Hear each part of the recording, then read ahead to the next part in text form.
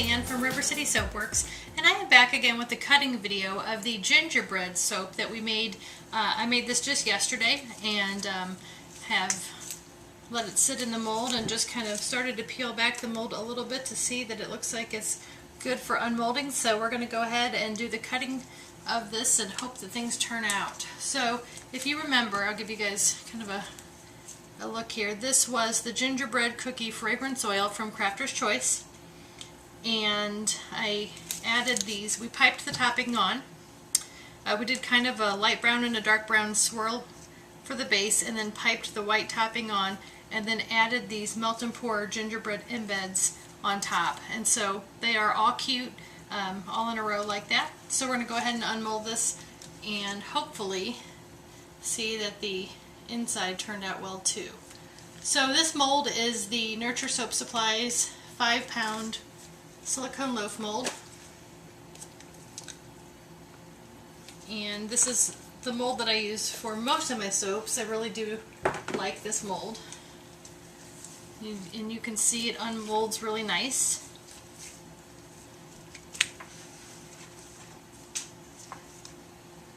And I normally cut my soap with the multi-cutter that I got off of Etsy from Bud Hafner, who lives in Carthage, Missouri, not too far from me in St. Charles, Missouri, just a couple hours on the other side of the state.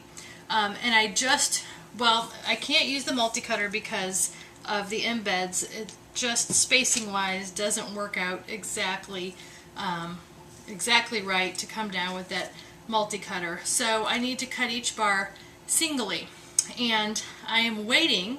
It is shipping right now to get his single cutter, but in the meantime we'll be using Old Faithful, and that is just this $9.99 cheese slicer that I think I got this at Bed Bath & Beyond a couple years ago. It works really well in a pinch, but I'm really excited to get the single slicer from Bud. So let's go ahead and get this set up for cutting, because I'm excited to see. One thing that I have to do is, if you use a cheese slicer, this looks to be maybe 3/4 of an inch thick. And so if you were to set your whole loaf on here, it would kind of teeter on the edge here and make a little bit of a dent in the soap. So I had this old cafeteria tray, and I just butt that up against it. It's almost the exact same height, and then that way I can set my loaf on there and it doesn't teeter and then leave a impression. So I'm excited to see how this turned out. If you remember from the making of this, the fragrance oil is known to accelerate trace, and it did accelerate a little bit. Things kind of thickened up on me, not unmanageably so, but I want to make sure that this little bit of a swirl that we did with the hanger swirl on the inside turned out. So I'm just going to shave off a little bit of this first bar. One of the reasons I'm excited to get my single cutter is it will keep things in line for me. That's one of the hard things, is kind of keeping this. And I am loving that swirl. Look at that, it is gorgeous. I really do like that. So hopefully it'll stay that way throughout the whole loaf. I always keep a paper towel nearby because you will need to wipe your string in between your cuts. So let's go ahead and make this first bar.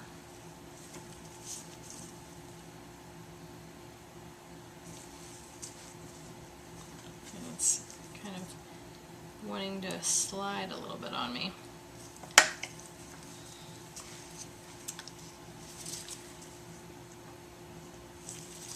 So we put a little bit of the dark brown in there, and then we took the hanger swirl and just did it up and down and side to side. A little bit of an air pocket there. Hopefully there aren't too many of those. It was getting a little bit thick, so hopefully there won't be many. But I like the look of that swirl.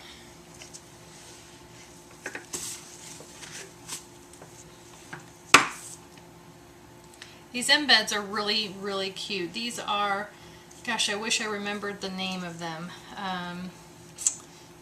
I would have to go back. I know I found them on Amazon, and they were different from the Wilton gingerbread men mold, because the Wilton mold is just a plain gingerbread man, and if you can see the detail on this, it has a little face and buttons and a lot more detail. Very cute. I'm happy with my swirling on the inside. This fragrance oil is known to discolor, so I'm hoping that we don't have too much discoloring of my light brown, so that it kind of impedes the swirl a little bit. So hopefully that won't happen over time. And again, this is the Gingerbread Cookie fragrance oil from Crafter's Choice. And I'm sniffing it right now. It smells just like a gingerbread cookie, so I'm really happy with that. I did not fragrance the top. The top I left unscented because I didn't want any discoloration. So that is lightened with a little bit of titanium dioxide and Brambleberry's super pearly white mica. And then of course a little glitter on top. I didn't glitter my gingerbread men because I didn't think that would look good. So we glittered the top after the piping, and then added the gingerbread embeds.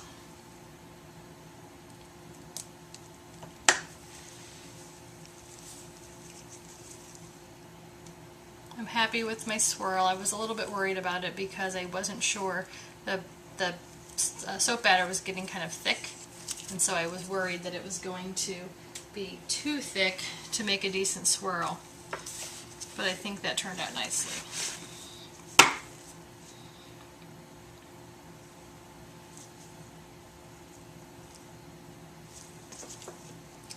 So just this weekend I ordered Bud Hafner's single cutter.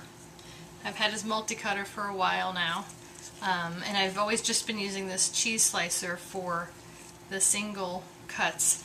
But one of the problems is that it doesn't have a guide, and so you're eyeballing everything. So I've got little pencil marks on my cheese cutter here, and it doesn't have kind of a block to hold my soap in place. So something that I always have to try to do is hold my soap loaf steady while the cheese slicer is wanting to move and the soap is wanting to slide on it. So Bud's is a nice cutter. It's got an adjustable guide, so you can set different widths of soap bars for the cuts, and then it also has a brace so you won't have that sliding problem. So I really am happy with this.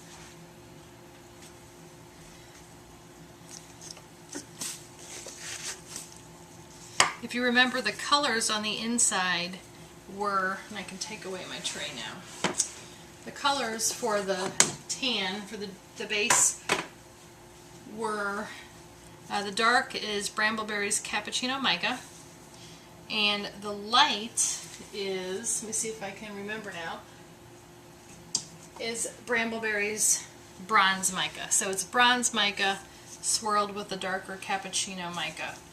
And then the top is a mixture of titanium dioxide and super pearly white mica.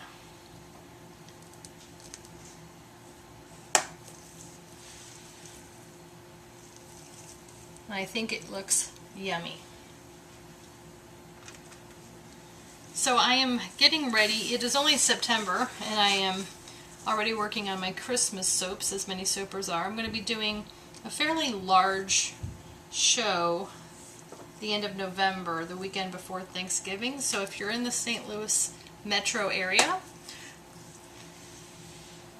Lindbergh High School is going to be hosting the Rotary Craft Show, and it's one of the biggest craft shows in the area. So I'm really needing to kind of ramp up production. And soaping isn't my full-time gig. My full-time gig is I am a high school counselor, and so my days start really early. I usually am up at about 4:45 and at work all day. I love working at a high school, though. I love working with the kids. The Keeps me young.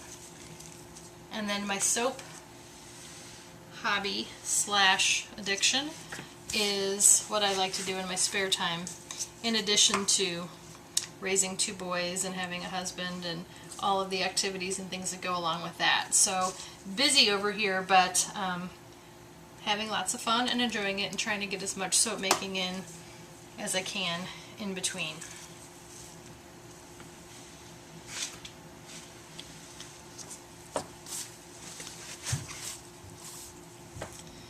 So with the holidays coming, even though it's 85 and sunny out right now, I'm working on my Christmas and holiday soaps. Those will be big sellers at that time of the year for that show. And of course you never quite know how much to make, but I really am pleased with this, so I will probably make at least 1 or 2 more batches of this because it turned out so good. I'm very happy with that.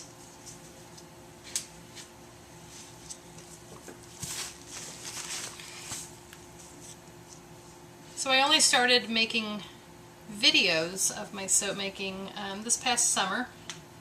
I had been toying with it for some time, but it just seemed, I don't know, time consuming and a little intimidating, and then I thought, you know what, I think that'll be fun. It'll be a new challenge. So I started putting some videos out, and I've gotten a lot of positive feedback, so I really appreciate everybody watching. I don't proclaim by any means to be an expert on any of this, but I just think it's fun to share ideas and the process. If you're anything like me, then sometimes it's just fun to watch somebody else's process. Okay, so this last piece I'm going to turn around and I'm going to just trim off the very edge. It's fairly clean. It probably doesn't have to be, but I always like to do that just to kind of trim it up a little bit. That looks good. So I'm going to bring this over, and you can see that from my loaf, and again that was the Nurture Soap Supplies 5-pound silicone loaf mold.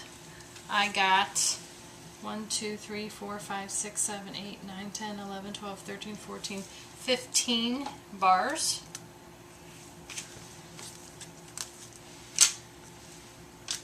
And hopefully you like how they turned out. I'm very pleased. Like I said, I'll probably make another batch or 2 of these to gear up for the holidays. Thanks so much for watching. I really appreciate it. Don't forget to subscribe to my YouTube channel. Visit my website, www.rivercitysoapworks.com, and you can like me on Facebook also at facebook.com/rivercitysoapworks. Thanks so much, and happy soaping.